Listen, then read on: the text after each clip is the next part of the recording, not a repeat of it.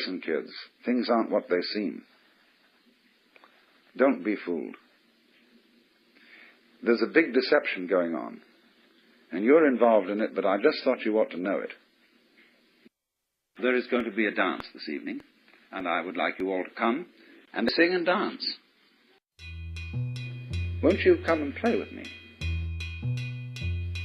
Nowadays we live in a non-participative culture, and we don't do very much singing and dancing. Now the thing is, ought this to be allowed? We've been brought up, you see, in a cultural context in which the universe is presided over by somebody serious. And it's only very, very occasional obscure references in the Jewish and Christian scriptures to the idea that God dances. Of course, in Hindus they know Shiva dances, and all the gods dance, and they're represented in the dance. You owe it to yourself or to your family or to someone or other to sing and dance. See, that's the trouble. When a child comes into the world, the parents play an awful game on it. Instead of being honest, they say, we've made such great sacrifices for you. Here we are, we've supported you, we've paid for your education, and you're an ungrateful little bastard. And the child feels terribly guilty because what we do is we build into every human being the idea that existence is guilt. And they say that guilt is ontological. If you're not feeling guilty, you're not human. And that was because Papa and Mama said, look at all the trouble you've caused us. You shouldn't dare to exist. You have no rights. But maybe we'll give you some out of the generosity of our hearts so that you'll be permanently indebted to us. And so everybody goes around with that sort of thing in their background, unless they had different kinds of papas and mamas who didn't play that trick on them. But so many papas and mamas do that. And if they don't do it, somebody else does. Auntie comes around and says, you don't realize what your father and mother have done for you. You think you know you can just stay around here and goof off. But they have sweated blood to give you your clothes and food and so on, and you ought to be grateful for it. But that's not the way to make people grateful.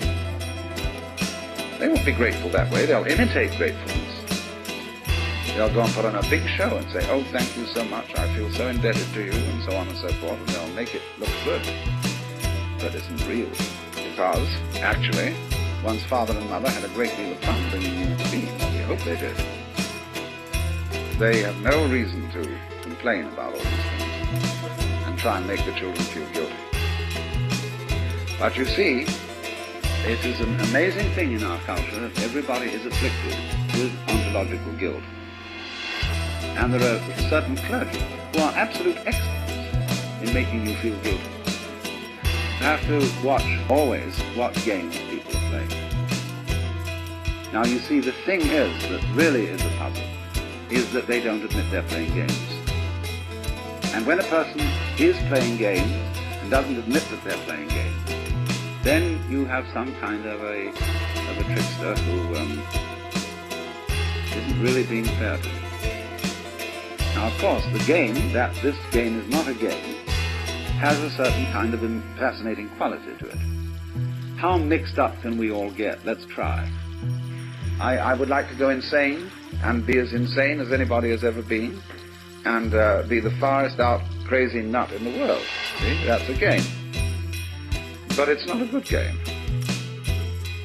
It's a game being played by a person who didn't really understand that everyday life was a game too. And I think the most important thing is to admit this. Everybody must play.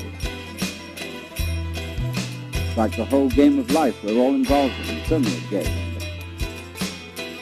So the point is, therefore, that you can do everything you have to do in this spirit. Don't make a distinction between work and play. Regard everything that you're doing as play, and don't imagine for 1 minute that you've got to be serious.